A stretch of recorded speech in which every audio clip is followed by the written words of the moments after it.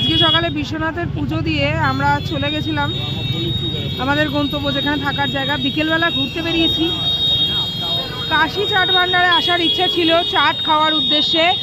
বর্তমানে কাশি চাট ভান্ডারের অবস্থাটা দেখুন একবার, মানে সেই ভিড়, মানে চাট খাওয়া তো দূরের কথা, দেখতেও পাবো কিনা সন্দেহ আছে।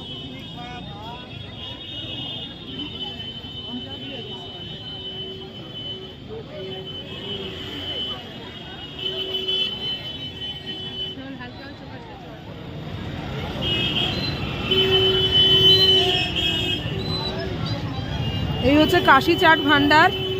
লাইন ওই দূর থেকে শুরু হয়েছে, বিশাল লাইন।